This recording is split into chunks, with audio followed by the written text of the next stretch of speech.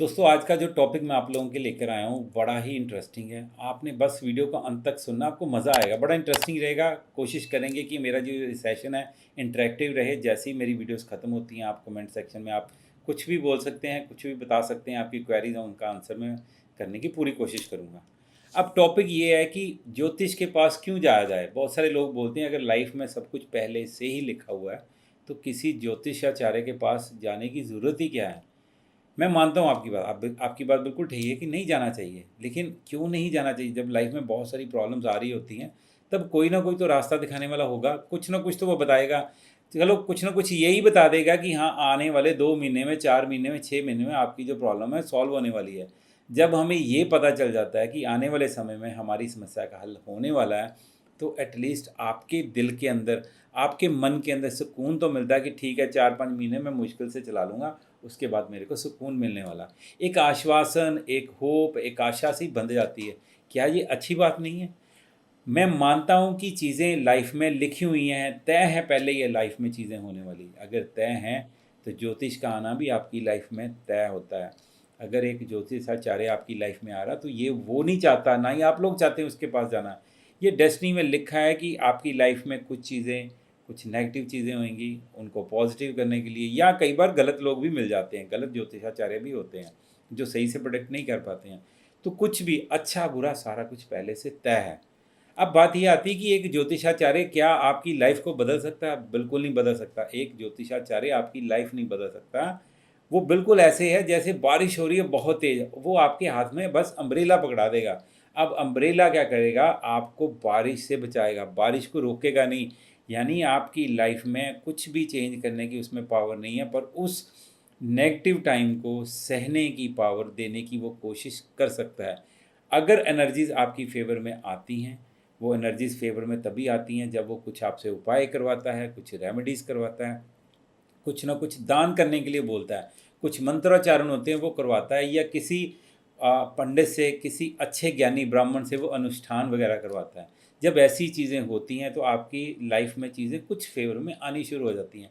अब मान लीजिए किसी की शादी ही नहीं हो रही, तो हो सकता है कि उसकी शादी में कोई चीज़ें अड़चन अब आ रही है, वो जो अड़चन है वो कुछ उपाय कराएगा, अड़चन दूर हो जाएगी।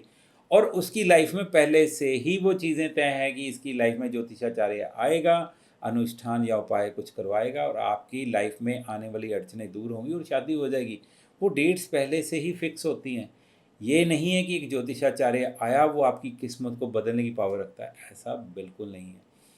तो अब बात सिर्फ इतनी सी है कि बारिश को रोकने की पावर किसी के पास नहीं है।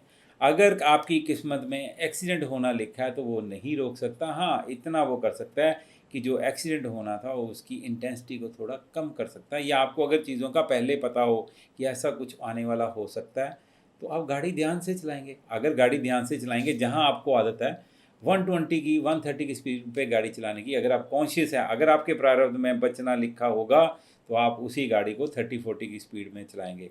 तब आप इमेजिन करिए किसी पर्सन की गाइडेंस से आप गाड़ी को 120 की बजाय 40 पे चला रहे हैं तो एक्सीडेंट कितना खतरनाक होगा, आप खुद ही इस चीज़ को समझ सकते हैं।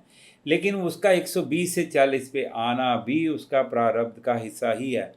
तो बात सिर्फ इतनी है कि ज्योतिषाचार्य से इतनी नफ़रत करने की ज़रूरत नहीं है। कुछ लोग तो बहुत गालियाँ निकालते हैं, कुछ लोग कहते हैं ये चोर होते हैं, ठग होते हैं। हाँ, होते हैं। वो हर फ़ील्ड में मिलेंगे आपको, आप कहीं भी चले जाइए। अगर आप डॉक्टर की बात करें तो सारे डॉक्टर भी अच्छे नहीं होते हैं, लेकिन जो डॉक्टर अच्छे होते हैं वो बहुत अच्छे होते हैं, क्योंकि उनको पता है वो डॉक्टर हैं, वो लोगों की लाइफ़ बचाने के लिए आए हैं। लेकिन कुछ लोग बिज़नेस करते हैं। तो इस तरह की चीज़ें जब धरती पे 850 करोड़ लोग हो चुके हैं तो अब कुछ ना कुछ तो गलत होगा ही होगा। अब इतने लोगों को पैसा चाहिए अपना घर चलाने के लिए, अपनी जीविका पूरी करने के लिए, वो कुछ ना कुछ गलत उल्टा-सीधा तो करते ही रहते हैं। हाँ, ये भी हमारी किस्मत है कि हमें एक ज्योतिषाचार्य अच्छा मिलना, ये भी हमारी किस्मत का हिस्सा है। तो मेरी इस वीडियो में मैं यही बताना चाह रहा हूँ। बड़ी देर से चुल मच रही थी कि मैं आप लोगों से ये अपने विचार साझा करूँ, क्योंकि जब लोग ये बोलते हैं ना, गालियाँ निकालते हैं, तो बड़ा बुरा लगता है कि यार आप लोग, किसी का एक प्रोफ़ेशन है, किसी का एक, आप समझ लीजिए कि कोई जो कर्मकांडी होते हैं, तो उनका ये काम-काज है। तो अब किसी को कुछ ऐसे नहीं बोल सकते जब तक उस फ़ील्ड में नहीं जाते। कई बहुत अच्छे अच्छे ऐसे बड़े बड़े महान विद्वान हुए जिनके बारे में भी लोग बहुत गालियाँ निकालते हैं, लेकिन गालियाँ निकालने में लोग होते कौन हैं? ये वही लोग होते हैं जो उस फील्ड में घुसते नहीं हैं, वो बाहर बैठे बैठे तमाशा देखते हैं और बोलते हैं। जैसे मैं बात करता हूँ, मैं एक इंजीनियर हूँ बाय प्रोफेशन। मैं भी पहले इस फील्ड के बारे में सोचता था यार ये ठगी का फील्ड है, या ऐसा है, इसमें कोई ज्ञान भी की बात होती नहीं है। लेकिन कहिए कि मेरा प्रारब्ध था, ऊपर वाले की मर्ज़ी थी, मैं धीरे-धीरे इस फ़ील्ड में आया। कंडेम करते-करते इस फ़ील्ड का इतना मुरीद हो गया कि मेरे को लगा कि वाक़ई ये एक इतनी बड़ी साइंस है और इससे बड़ी साइंस कोई नहीं है। देखिए इसका नाम ही क्या है, ओकुल्ट साइंस, पारलौकिक विज्ञान, एक ऐसा विज्ञान जिसके बारे में आम लोगों को ज्ञान हो ही नहीं सकता। जब आम लोगों को ज्ञान ही नहीं है तो आम लोग जब उसको गालियाँ निकालते हैं तो वो बेतुकी लगती हैं, उनका कोई कंसर्न नहीं लगता। जब नासा ये बोलता है कि हम 3 लाख किलोमीटर पर सेकंड की स्पीड से किसी यान में बैठकर हम किसी ग्रह पर जाएँगे, तो वो बड़ी बातें बेतुकी सी लगती हैं। उनको लगता है यार हम धरती पे तो गाड़ी चलाते हैं 300 किलोमीटर की स्पीड के हिसाब से, ये बात कर रहे हैं 3 लाख किलोमीटर की स्पीड के हिसाब से। वहाँ पे बातें आती हैं एस्ट्रोनॉमी में, वर्म होल की बातें करते हैं कि 1 सेकंड में आप एक जगह से दूसरी जगह ट्रैवल कर लेंगे, तो बड़ी बेतुकी बातें लगती हैं। लेकिन जब वो जो साइंस के स्टूडेंट होते हैं, वो जो एस्ट्रोनॉमी के स्टूडेंट होते हैं, उनको पता होता है कि ये बातें जो कर रहा है टोटल रेलिवेंट है।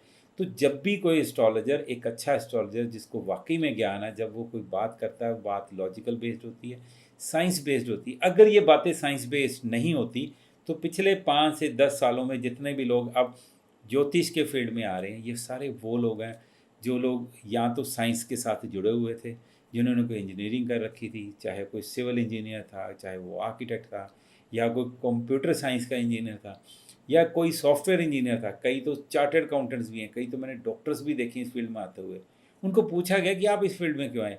कहते हम इस फील्ड में इसलिए हैं कि जब हम ऑपरेशन करते हैं तो हमें पता होना चाहिए कि हमारा जो पेशेंट है उनका ऑपरेशन करते टाइम बेस्ट टाइमिंग क्या होनी चाहिए, ताकि हम जो ऑपरेशन करें वो सक्सेसफुल रहे। देखिए उस डॉक्टर की सोच कि पहले तो उसको भगवान ने ऐसा फील्ड दे दिया जिसमें उसने लोगों को बचाना है, साथ में उसने ओकुल्ट को जोड़ दिया। यानी डॉक्टरी और ओकुल्ट को दोनों को जोड़कर उस डॉक्टर ने यही कोशिश करी कि मेरा जो पेशेंट मेरे हॉस्पिटल में आए, मेरे क्लिनिक पे आए, वो लाइफ में अच्छी ज़िंदगी जिए, उसकी बीमारी को मैं ठीक कर सकूँ। यानी वो खुश होके जाए और उसकी आने वाली जो लाइफ है बीमारी फ्री रहे, यानी उसको कोई प्रॉब्लम ना आए। जब ऐसे डॉक्टर्स भी अगर इस फील्ड में आ रहे हैं, इस साइंस को समझ रहे हैं, तो कुछ लोग जो बोलते हैं इस फील्ड के बारे में गलत बोलते हैं, उनको मैं ये नहीं कहता कि आप मत बोलो, हम ये कहेंगे कि इस फील्ड में थोड़ा सा घुस कर देखो, इस फील्ड में आकर देखो। ठीक, आप लोगों को कुछ ठग मिले होंगे, आपको ऐसा आपकी लाइफ में कोई इंसिडेंट हैपन हुआ होगा या आपके किसी रिलेटिव के साथ हुआ होगा, हम मना नहीं करते।